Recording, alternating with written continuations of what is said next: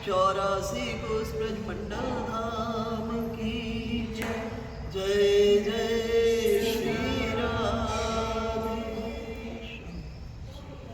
प्रातःकालीन चिंतन के अंतर्गत कल हम चर्चा कर रहे थे कि जब भगवान विष्णु देवशयनी एकादशी से योग निद्रा में चले जाते हैं, 4 मास के योग निद्रा में, उस समय में इस पृथ्वी का जो शासन का भार, देख रेख की भार शिव के अर्थात महादेव के हाथों में होती है। भगवान विष्णु महादेव के हाथों में इस पृथ्वी का शासन सौंप देते हैं।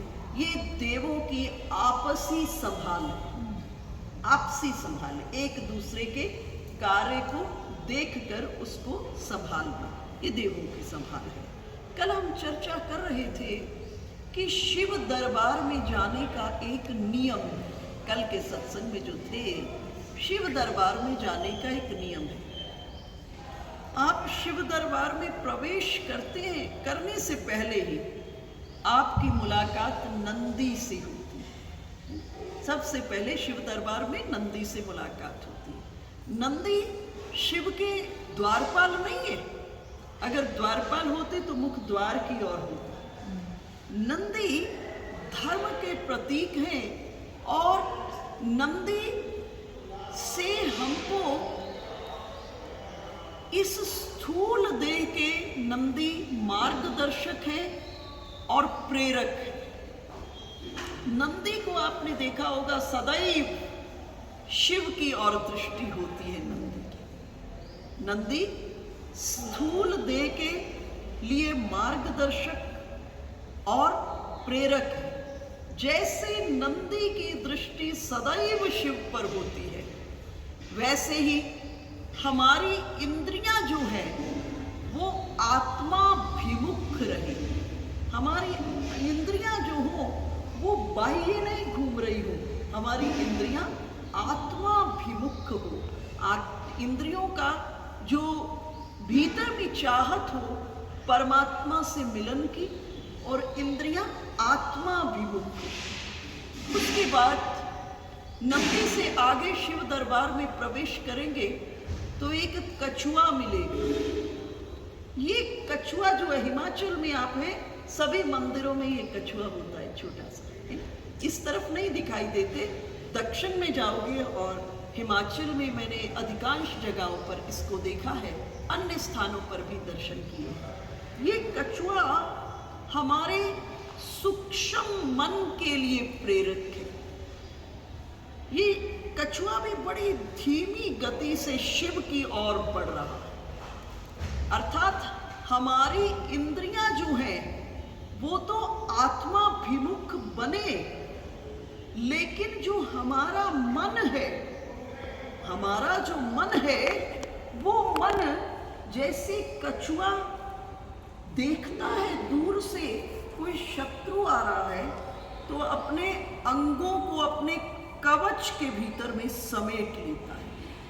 उसी तरह से ये जो मन है, मन के भीतर में जितने विचार हैं, मन के भीतर में विचार, मन की गति, ये सब क्या हो? शिवमय हो, दूसरे शब्दों में इष्टमय हो। हमारे मन की गति भी हमारे इष्ट की ओर हो। हमारे मन में जितने विचार हैं वो भी हमारे इष्ट की ओर हो। देखो, इस जगत में 4 चीजें बड़ी दुर्लभ हैं। एक मनुष्य देह, उसके बाद दूसरा सत्संग, तीसरा सद्गुरु की प्राप्ति, और चौथा ब्रह्म विचार, जिसकी मैं चर्चा कर रही हूं। हमारे विचार ब्रह्ममय हो जाए, हमारे मन में जो विचार उठे वो विचार क्या हो? शिव आभा से युक्त हो, शिवमय हो, शिव को समर्पित हो। दूसरे शब्दों में जिसके जो इष्ट हैं उनको समर्पित हो। और जब हम आगे बढ़ते, इन 2 से आगे बढ़ते, तो शिव दरबार के 2 द्वारपाल हैं। एक गणेश जी और दूसरे हनुमान जी। शिव दरबार के दो द्वारपाल कौन है? गणपति और हनुमान जी। कल हम चर्चा गणपति के बारे में कर रहे थे, तो उसको पुनः थोड़ा दोहराकर आगे बढ़ूंगा। तो शिव दरबार के दो द्वारपालों में से जो गणपति है, से क्या शिक्षा हम ले? ऐसे नहीं गए बस जल चढ़ा दिया, नहीं। इधर इनसे दर्शन करते हुए, इनसे मिलते हुए, इनसे प्रेरणा प्राप्त करते हुए और इनके साथ हम आत्मसात अपने को करते हुए शिव की ओर बढ़े। तो गणपति से प्रेरणा किस चीज की शिक्षा ले? बुद्धि और समृद्धि का सदुपयोग करना, बुद्धि का और समृद्धि का सदुपयोग करना। कल मैं आपसे चर्चा कर रही थी कि श्री कृष्ण भगवद गीता में कहते हैं, मैं जिससे बहुत प्रसन्न होता हूं, जिससे बहुत प्रसन्न होता हूं, उसको क्या करता हूं? ददामि बुद्धि योगम तम, मैं उसे सुबुद्धि दे देता हूं। सनातन धर्म कहता है आप संपत्ति की बिल्कुल चिंता नहीं करो, आप परिवार में सुमति ले आइए, संपत्ति अपने आप खींच के चली आएगी। आपको संपत्ति के लिए दौड़ने की जरूरत नहीं है, बस आप सुमति परिवार में ले आए, आप सुबुद्धि परिवार में ले आए। जैसे ही सुमति आई, मानस में गोस्वामी जी महाराज कहते हैं, जहां सुमति तहां संपत्ति नाना, सभी की सभी संपत्ति अपने आप खींच करके चली आएगी। तो गणेश जी के चार हाथ में क्या होता है? एक हाथ में कमल पुष्प, एक हाथ में कमल पुष्प, एक हाथ में पुस्तक, एक हाथ में फरसा अंकुश और एक हाथ में लड्डू। ये चार चीजों से हमें कौन सी शिक्षा लेनी है? इनसे शिक्षा लीजिए कि गणपति के एक हाथ के भीतर में जो फरसा है, ये अंकुश, फरसा अर्थात अंकुश, अंकुश का अर्थ होता है अपने ऊपर में आत्मनियंत्रण, अपने पर कंट्रोल। कल मैंने चर्चा की थी, आप दूसरे की बात न माने चलेगा, लेकिन अपनी बात आपको मानना जरूर आनी चाहिए। जिस चीज का आपने जीवन में निर्णय लिया है, जिस चीज के बारे में आपने विचार करके संकल्प किया है, उस बात पर, अपनी बात पर हमें दृढ़ प्रतिज्ञ होना पड़ेगा। साधक को अपने जीवन में दृढ़ प्रतिज्ञ होने की बहुत जरूरत है, तभी सिद्धि की प्राप्ति और तभी इष्ट दर्शन की प्राप्ति होती है। आप लोग परिचित होंगे रामायण की कथा से, जिस समय भरत लाल जी अवध की चतुरंगनी सेना के साथ प्रयाग में पहुंचते और प्रथम रात्रि के भीतर में जब रात्रि में प्रयाग में है, तो भारद्वाज ऋषि ने उस समय सभी की सभी सिद्धियों को, उनके पास कामधेनु गाय है और कामधेनु से प्रार्थना की सभी सिद्धियां उस वन के भीतर में प्रकट हुई। सभी सिद्धियां, जितने अवध के एक एक प्राणी के रुचि के अनुरूप कामधेनु ने व्यवस्था कर दी। अगर घोड़ा है तो घोड़े की रुचि के अनुसार, हाथी है तो हाथी की रुचि के अनुसार, मनुष्य है सबकी रुचि के अनुसार उस वन के भीतर में इतनी बड़ी व्यवस्था कर दी। अब भरत लाल जी के लिए भी भारद्वाज ऋषि ने 4 दासियों को नियुक्त कर दिया।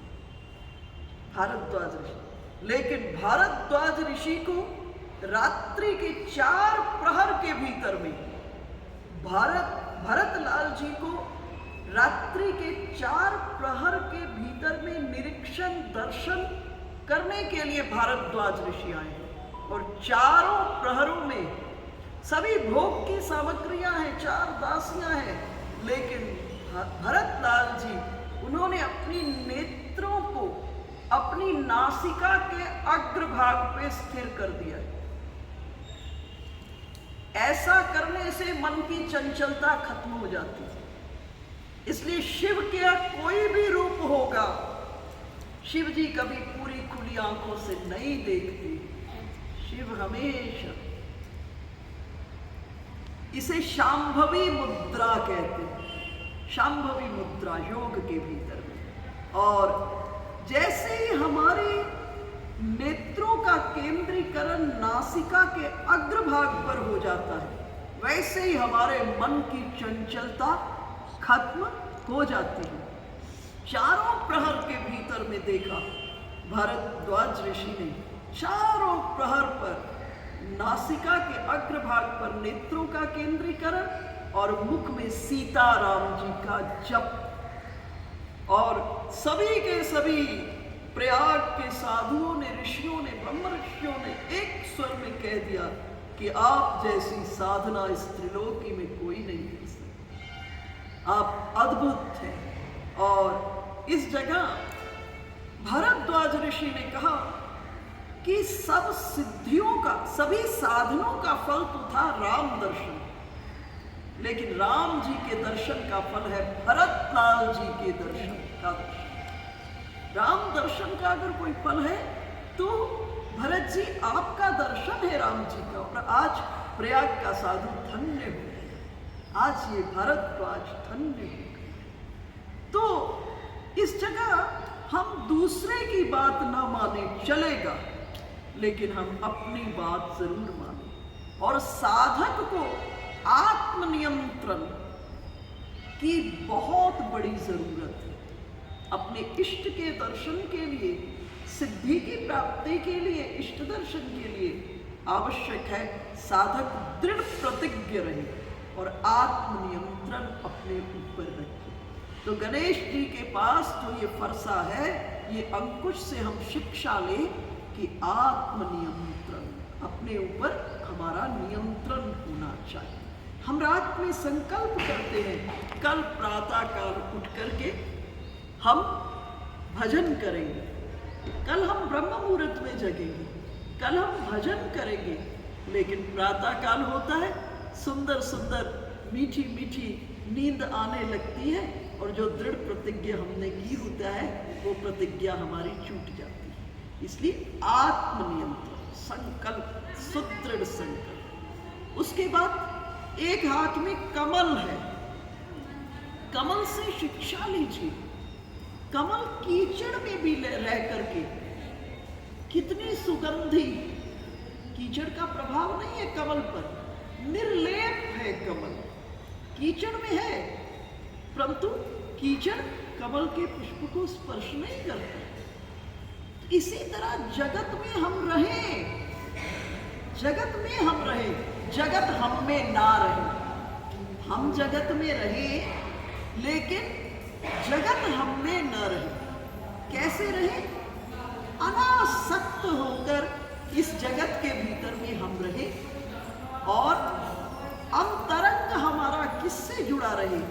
अंतरंग हमारा परमात्मा के साथ जुड़ा रहे। अंतरंग हमारा परमात्मा के साथ सदैव जुड़ा रहे। हम जगत का उपयोग करें लेकिन जगत में चिपके नहीं। दुख उपयोग करने से आपको कोई दुख नहीं है। किससे दुख है? चिपकते हो, है ना? इसको यूं समझे, एक ट्रेन एक्सीडेंट हुआ, 500 लोग मर गए। दुख होता है, आपको थोड़ा सा फील करते हो कि इतने लोगों की मृत्यु हो गई, बड़ा अनुचित सा हो गया, इतने लोगों की मृत्यु हो गई, परंतु अंदर में कोई बहुत पीड़ा नहीं है, बहुत पीड़ा नहीं। फिर आप समाचार सुनते हो कि आपके मोहल्ले में किसी की मृत्यु हो गई। जितना संबंध होता है उतने हद की आपके अंतरंग में पीड़ा होती है। फिर हमारे घर में किसी की मृत्यु होती है, जब हमारे घर में मृत्यु होती है हम वही होते हैं, छाती पीट पीट कर रोना प्रारंभ करते हैं। देखो, मृत्यु तो तीनों जगह हो रही थी। ट्रेन एक्सीडेंट में तो एक नहीं 500 लोग मर गए, मोहल्ले में भी मृत्यु ही हुई है, लेकिन हमको पीड़ा कब हुई? जब हमारे घर में मृत्यु किसी की हो गई। अर्थात जिसको हमने माना और मानने के बाद उसको साथ हम चिपक गए, और जितनी गहरी जड़ें होंगी, जितनी गहरी जड़ें होंगी, उसको खोदोगे तो उतनी ज्यादा पीड़ा जीवन के भीतर में होगी। इसलिए कमल जो गणेश जी के हाथ में है, उससे शिक्षा लीजिए संसार में रहना, लेकिन संसार में चिपकना नहीं।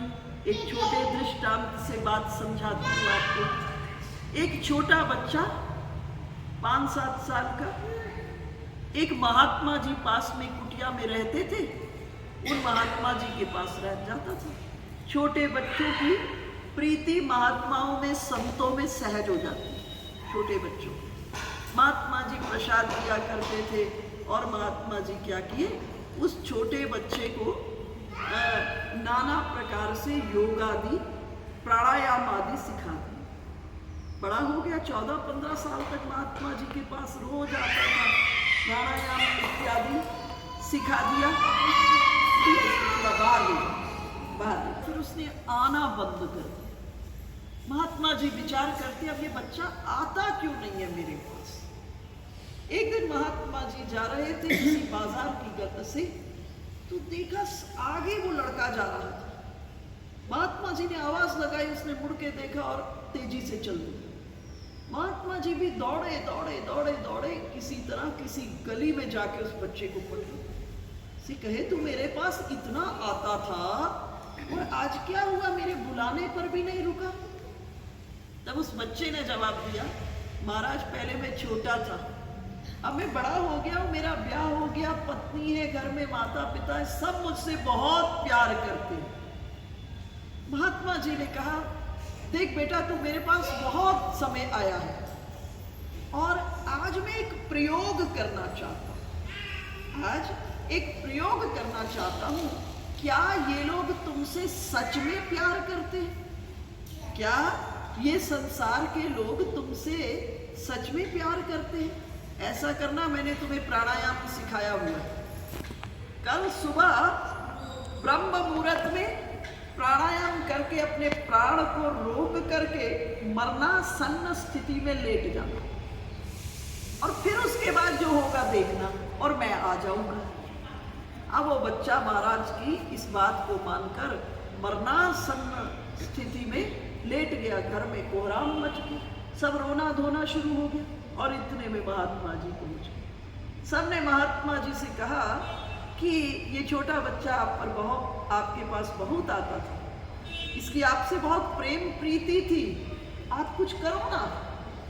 महात्मा जी ने कहा, मैं एक उपाय कर सकता हूँ, तुम में से कोई एक अपनी मृत्यु स्वीकार कर ले, शेष आयु देने को तैयार हो जाए, तो मैं इस बच्चे को जीवित कर देता हूँ। सबसे पहले पत्नी के पास गए, पत्नी को कहे, मैं तुम्हारे पति को जीवित कर सकता हूँ अगर तुम अपनी शेष आयु देने को तैयार हो जाओ। पत्नी ने कहा, महाराज देखो, गोद में छोटा सा बच्चा है, इस बच्चे का कौन पालन पोषण करेगा? और ये कह करके महात्मा जी को कहा कि मैं तो ये काम नहीं कर सकता।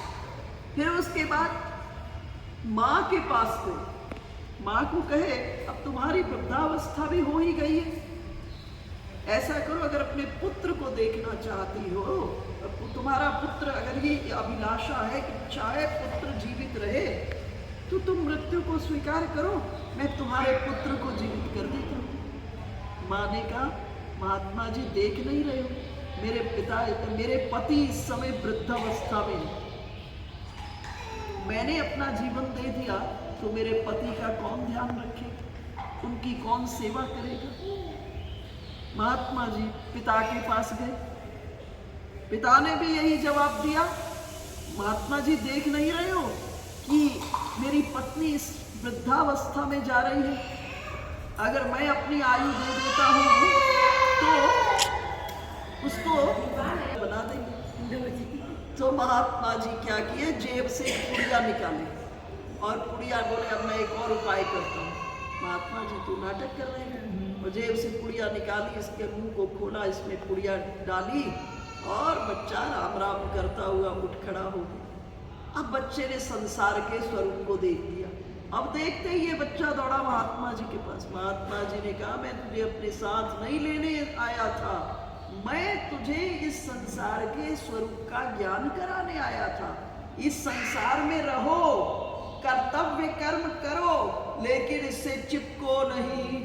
अगर चिपके, जितनी ज्यादा गहरी जड़ें होगी उतनी ज्यादा अलग होते वक्त पीड़ा होगी। तो एक जो हाथ में कमल है उससे शिक्षा लो कि संसार में चिपको नहीं, उपयोग करो संसार का। ये संसार भगवान ने आपके लिए बनाया है, लेकिन आपका नहीं है ठाकुर जी का।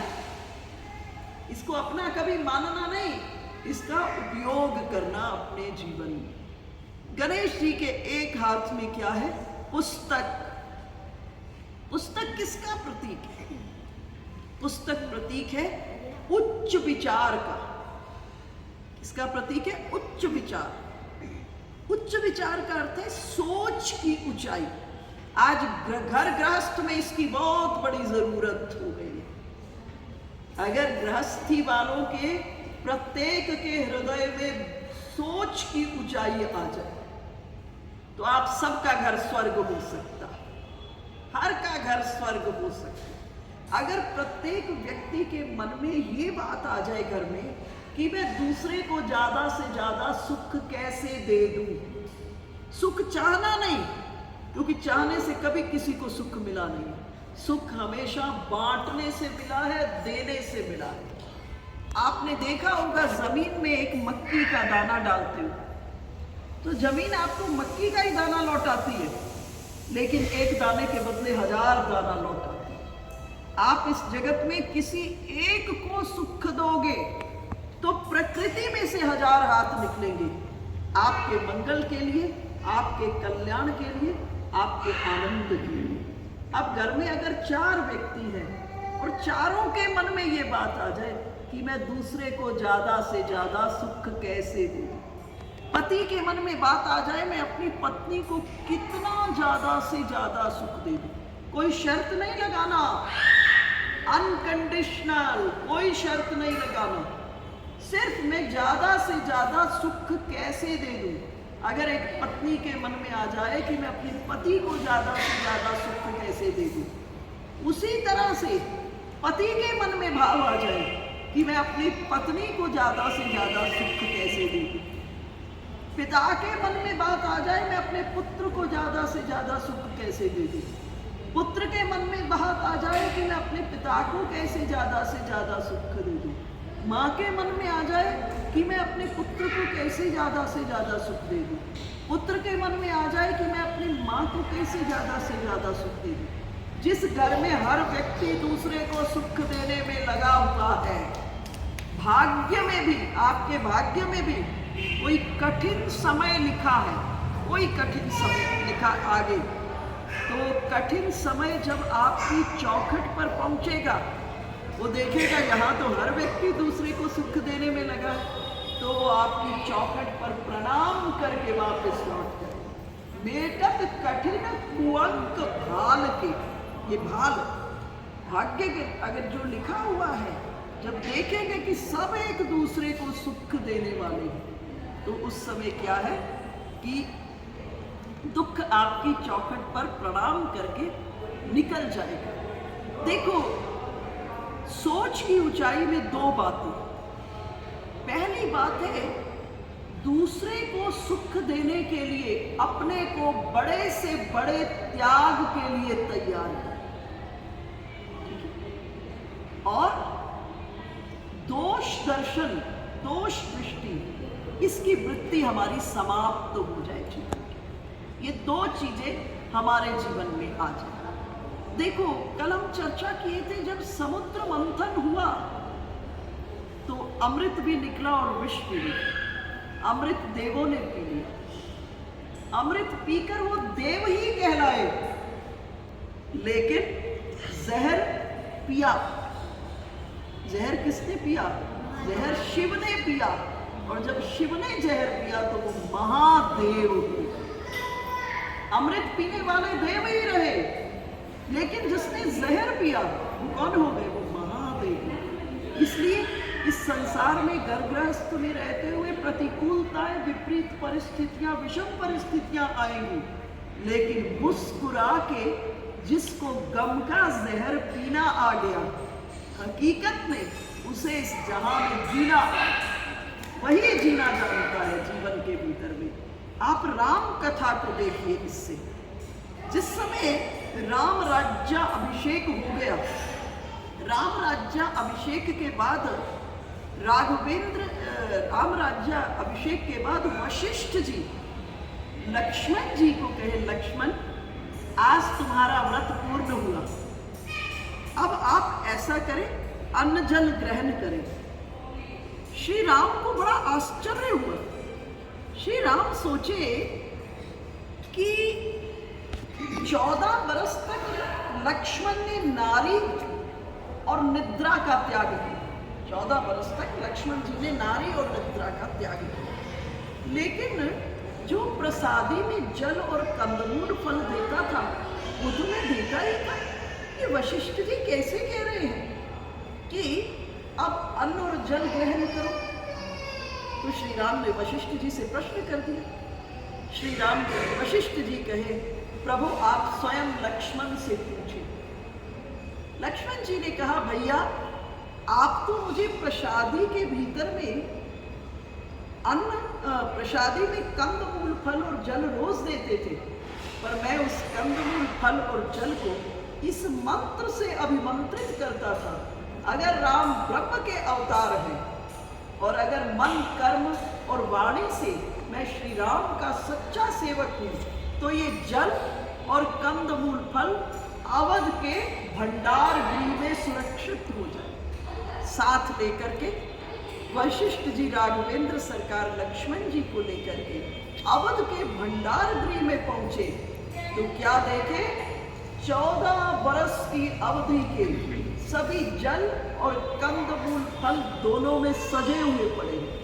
उन दोनों की गिनती की गई तो 4 दिन की प्रसादी कम थी। प्रथम दिन जब भगवान तमसा के किनारे पर विश्राम किए, शयन किए, उस दिन प्रभु कुछ नहीं पाए थे, इसलिए लक्ष्मण जी को प्रसादी नहीं मिली। दूसरा दिन जब पिता की मृत्यु का समाचार आया, उस दिन श्री राम व्रती रहे और श्री राम ने कुछ नहीं पाया तो लक्ष्मण जी को भी प्रसाद नहीं मिला।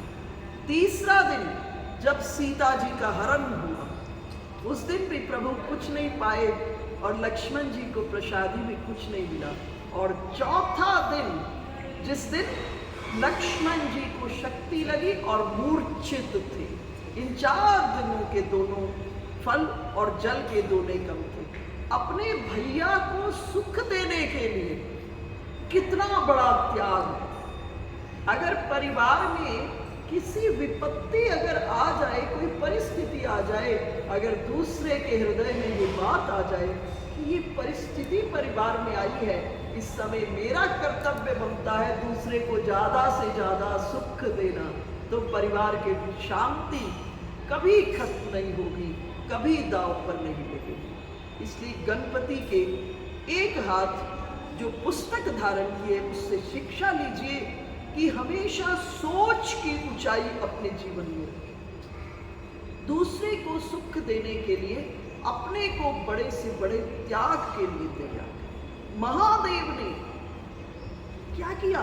सबको, इस पूरी सृष्टि को सुख देने के लिए जहर को, विष को पी लिया। हम पूरी सृष्टि महादेव की कर्जदार है, क्योंकि महादेव अगर ये विष नहीं पीते तो ये सृष्टि कब की भस्म हो चुकी होती। उसके बाद दोष दर्शन की वृत्ति, जीवन में दोष दृष्टि हमारी खत्म हो जाए प्रभु कृपा सत्संग के आश्रय के माध्यम से। इसको महादेव के स्वभाव से आप समझने का प्रयास कीजिए। जब सागर मंथन हुआ तो समुद्र में से क्या निकला? विष। और उसके बाद चंद्रमा निकले, दोनों महादेव को दे दिए गए। महादेव ने दोनों को अपने जीवन में कैसे स्वीकार किया? विष सागर का दोष है और चंद्रमा सागर का गुण है। जब दोनों महादेव को दिए तो महादेव क्या किए? सागर का दोष जो विष है उसे कंठ में छुपा लिए, और जो सागर का गुण था चंद्रमा उसे माथे पर फहरा। हम आप घर गृहस्थ में रहते हो आप लोग, तो घर गृहस्थ में किसी बच्चा बच्ची में दोष दिखाई दे तो क्या करना?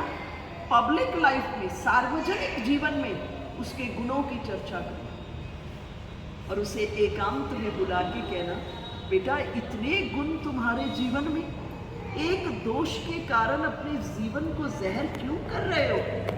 तब वो बच्चा बच्ची सोचेगा तेरी इतनी तारीफ करते हैं और एकांत में मुझे मेरे दोष को बता रहे हैं, और वो चिंतन करेगा और उसके जीवन से वो दोष अपने आप निकल जाएगा। चौथे हाथ में क्या है? लड्डू। ये किसका परिचायक है?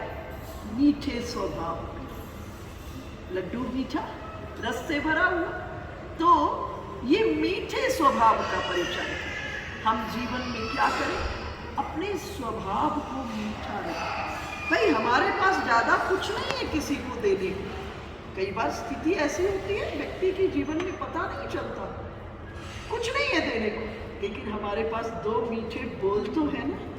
हम किसी को दो मीठे बोल से उसके कष्ट को, उसके दुख को हम खत्म कर सकते हैं। इसलिए घर गृहस्थी में इसकी बहुत बड़ी उपयोगिता है। कैसे भी सिचुएशन हो, पलटकर कड़वा ना बोलना, मीठा बोलना। देखो कभी कभी माँ बाप को अनुशासन के दृष्टिकोण से बच्चे बच्ची को सख्त बोलना पड़ता है, परंतु उसमें उद्देश्य बड़ा अलग है। उद्देश्य क्या है? बच्चा बच्ची का सुधार।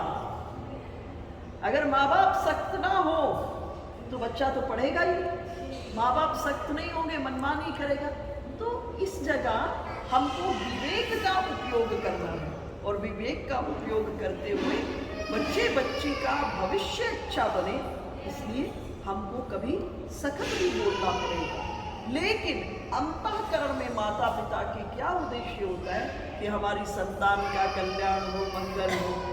इसी तरह से हम अपने जीवन में मीठा बोलकर इस जगत के भीतर में सबको हमारे मीठे वचनों से, शब्दों से शांति की प्राप्ति हो, सुख की प्राप्ति हो, और ऐसे शब्द बोले जिससे दूसरे का कल्याण हो। इसलिए मीठा स्वभाव जीवन के भीतर में हम धारण करें। अब दूसरे द्वारपाल कौन है? हनुमान जी। हनुमान जी का आदर्श क्या है? हनुमान जी का आदर्श है विश्व कल्याण हेतु। विश्व कल्याण हेतु हलाहल विष को पान कर ले। विश्व के कल्याण के हनुमान जी रुद्रा अवतार ही हैं।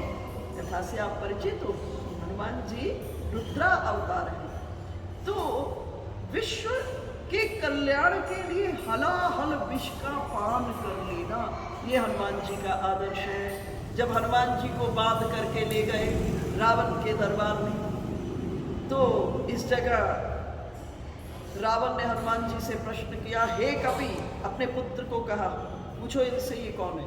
प्रहस्त्र को कहा, हे कपि तुम कौन हो? हनुमान जी इस जगह थोड़ा घबरा गए, सोचने लगे मेरे गुरु ने मुझे सब कुछ पढ़ाया, ज्योतिष पढ़ाया, मीमांसा पढ़ाया, वेद पढ़ाया, सब पढ़ाया, लेकिन मुझे तो मालूम ही नहीं है मैं कौन हूं। और हनुमान जी मन ही मन कहाँ उड़े? सीता जी के चरणों में। सीता जी के चरणों में जाकर क्या कहे हनुमान जी? माँ, दूत की पराजय स्वामी की पराजय होती है। दूत की पराजय स्वामी की पराजय होती है। इसलिए माँ मुझे बताओ मैं हूं कौन? मैं हूं कौन? तब किशोरी जी ने क्या किया? कृपा कमल हनुमान जी को, उधर से एक कमल के पुष्प को हनुमान जी के माथे के ऊपर, जैसे ही वो कृपा कमल हनुमान जी के माथे अर्थात बुद्धि से टकराया, जैसे ही टकराया बुद्धि से, हनुमान जी चिंगाड़ के बोल के, दासो हम कौशलेंद्रस्य, मैं कौशलेंद्र का दास हूं। रावण ने कहा तुम दास हो? मैं तो समझ रहा था तुम किसी बहुत बड़े देश प्रदेश के सम्राट हो, क्योंकि ये जो ब्रह्मास्त्र में तुम बंध के आए हो, ये मेरे पुत्र की सामर्थ्य नहीं थी तुम्हें बांधने की, तुम अपनी रुचि से बंध करके आए हो, पर कह रहे हो दास हो। हनुमान जी ने बड़ा प्यारा जवाब दिया। हनुमान जी ने कहा जरा विचार करो रावण, मैं तो एक का दास हूं, मैं एक का दास हूं, तुम कितनों के दास? तुम काम के दास, क्रोध के दास, कंचन के दास, पूर्वी के दास, कलेवर के दास, तुम कितनों के दास हो? और सुनो रावण, इन सब का मैं स्वामी हूं। इन सब का मैं स्वामी कब बना? जब मैं श्री राम का दास हो गया। और उनका दास होना मेरी साधना का परिणाम नहीं है, ये उनकी कृपा का परिणाम है। जब रावण ने कहा कपि बंधे हुए और शर्म नहीं आ रही, हनुमान जी कहे मोहे न कछु बांधे कही लाजा, किन्न चाहूं निज प्रभु कर काजा। मुझे बंधने में कोई शर्म नहीं है, मैं तो अपने ठाकुर जी का कार्य करने के लिए बंधा हूं। दूसरी जगह जब जा रहे थे लंका की ओर, उड़ान पहली ही बढ़ी, मिनाक आ गया, तो क्या कहे कि राम काज किन्ने बिनु वो ही कहा, राम काज के बिना मुझे विश्राम नहीं। देखो जीवन में दो चीजें हैं आप लोगों के समझने की चीजें, एक राम काज और एक है काम काज, है ना? एक राम काज और एक काम काज। बस जीवन में ऐसा करना, बस इतना सा, दोनों को रखना, दोनों को रखना, लेकिन हिसाब किताब क्या करना? राम काज को ऊपर और काम काज को नीचे। फिर जीवन में आनंद ही आनंद हो जाएगा। तुलसीदास जी एक जगह लिख रहे हैं, जहां राम तहां काम नहीं, जहां राम है वहां काम रह नहीं सकता, और जहां काम है वहां राम रह नहीं सकता। लेकिन जब राम जी ब्याह करने जाने लगे तो तुलसीदास जी लिख रहे हैं, जिस घोड़े पर राम बैठे थे वो साक्षात कामदेव, बाजी बेस जनु काम बनावा। जिस घोड़े पर बैठे थे वो साक्षात कामदेव थे। तो भक्तों ने तुलसीदास जी को कह दिया कि आपने तो कहा था कि राम और काम कभी इकट्ठे रह ही नहीं सकते, और ब्याह करने जाने लगे तो आपने राम और काम इकट्ठा मिला दिया। तुलसीदास जी कहे ध्यान से देखो, मिलाया है लेकिन ध्यान से देखो, राम ऊपर है काम नीचे है, और काम रूपी घोड़े की लगाम राम के हाथ में। आप भी जीवन में दोनों को रखो, राम को भी रखो, काम को भी रखो, बस थोड़ा सा राम को ऊपर रखना और काम को नीचे रखना। आपका जीवन क्या हो जाएगा? जयमत हो जाएगा, जीवन आनंदमय हो जाएगा, आपका घर परिवार स्वर्ग के समकक्ष हो जाएगा, परिवार में आनंद हो जाएगा। सुबह उठो तो थोड़ी देर राम काज, है ना? थोड़ी देर राम काज, फिर काम काज में लगा देना, फिर सायंकाल होने पर फिर राम काज, फिर काम काज, फिर सोने लगो तो राम राम करते हुए कब नींद आ जाए पता ही ना चले। अगर राम के साथ सोओगे तो जागोगे किसके साथ? राम के साथ। अगर परेशानियों में सोओगे, समस्याओं में सोओगे, चिंताओं में सोओगे तो जागोगे भी परेशानियों में, समस्याओं में, चिंताओं में। अगर राम जी के साथ सोओगे तो जागोगे किसके साथ? राम जी के साथ। इसलिए अपने जीवन को कैसा बना लो? अपने जीवन में राम काज को ऊपर रख दो और काम काज को नीचे रख दो। कृष्ण कथा में भी आपने सुना होगा, जब कृष्णचंद्र का कर फेरन उत्सव था, लाला 3 महीने के हो गए। बच्चा जब 3 महीने का होता है तो करवट बदलता है। अब कर फेरन उत्सव, नंद बाबा को बड़ा उत्साह उत्सव में। नंद बाबा ने कहा मैं 10,000 गाय दान करूंगा, सबत सा बछड़े के साथ। उनको सुंदर सोने के सींग, चांदी के खूर और शरीर के ऊपर में सोने चांदी की तारों से कड़ी हुई पीताम्बरी पहनाऊंगा। यशोदा मैया ने कहा ऐसे पैसा खर्च करोगे तो घर में धन टिकेगा? नंद बाबा ने कहा अकाउंट डिपार्टमेंट मेरे पास है। जब से लाला घर में आया दिन दुगनी रात चौगनी हमारी आमदनी बढ़ी। आज लाला का करफेरन उत्सव, खूब मेहमान आए हैं। यशोदा मैया की छकड़ों के ऊपर में ना सामान, मेवा मिष्ठान पकवान को चादर बिछा करके सजा दी और घर में भीड़ बहुत थी। सोची मुन्ना को कष्ट ना हो, लाला के पलने को उठा के छकड़े के नीचे रखी। अब भगवान को ये बिल्कुल अच्छा नहीं लगा। भोग ऊपर भगवान नीचे, अब दोनों को रखो, भगवान ऊपर भोग नीचे। यहाँ मैया ने उल्टा कर दिया, भोग ऊपर भगवान नीचे। भगवान को एक लीला भी करनी थी कृष्णचंद्र को। कृष्णचंद्र कंस के द्वारा भेजा गया एक असुर जिसका नाम सक्तासुर था, वो इस छकड़े में छुप कर बैठ गए और कृष्णचंद्र क्या किए, अपने नन्हे नन्हे पांव में त्रिभुवन का भार, पूरी सृष्टि का भार लेकर के इस छकड़े को सक्तासुर पर प्रहार किए। सक्तासुर आकाश में उछलता हुआ और भड़बड़ा करके जब इस पर गिरा, सभी छकड़े गिर गए। मेवा मिष्ठान पकवान धूल दूसरित हो गया। अर्थात भगवान के बिना जो संपत्ति, जिस संपत्ति के मूल में, जिस विद्या के मूल में, जिस धन के मूल में परमात्मा नहीं है, उसकी स्थिति वैसी ही होगी वर्षा की ऋतु के समान की नदी की, है ना। वर्षा ऋतु आई तो नदी भर गई और वर्षा खत्म हुई तो फिर खाली। इसलिए आपके जीवन में जो हो उसके मूल में हो कौन? ठाकुर जी। तो ये दो द्वारपाल, एक गणेश जी, एक हनुमान जी, जब इनके आदर्शों पर आप खरे उतरते हो, इनकी कसौटी पर खरे उतरते हो, अब ये दोनों द्वारपाल अंदर में शिव दर्शन को आपको भेजते हैं।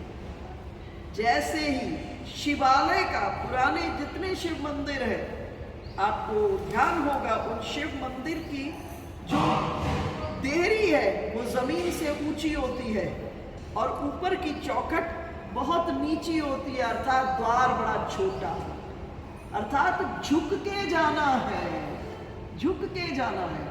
जब इन दो द्वारपालों की परीक्षा में, गणेश जी हनुमान जी की परीक्षा में साधक पास हो जाता है, उत्तीर्ण हो जाता है, तो क्या होता है? अहंकार हो जाता है। इतनी बड़ी साधक परीक्षा में पास होने से अहंकार हो जाता है और जब अहंकार हो जाता है साधक शिव के पास नहीं पहुंच पाता, जो पूर्ण रूपेण उत्तीर्ण होकर के। इसलिए शिवालय का जो देहरी है वो जमीन से ऊंची और चौखट नीची, झुक के जाना है। और दूसरा अर्थ है जो स्थूल कर्ममय जगत है, स्थूल कर्ममय जगत और सूक्ष्म विचारमय जगत जब झुक के जाता है साधक, इन दो की कसौटी में पास हो जाता है, तो स्थूल कर्ममय और सूक्ष्म विचारमय जगत दोनों बाहर छूट जाते हैं। कौन जाता है साथ में? कारण जगत आता है। और कारण किस में मिल जाता है? महाकारण शिव में मिल जाता है। तब साधक को शिव दर्शन प्राप्त होता है और इस प्रकार से शिव मंदिर में आप प्रवेश करके शिव के प्रत्येक सीढ़ी पर आप उत्तीर्ण होते हुए जब शिव में मिल जाएंगे, फिर कन कन और शन शन में शिव दर्शन होने लगेगा, इष्ट दर्शन होने लगेगा।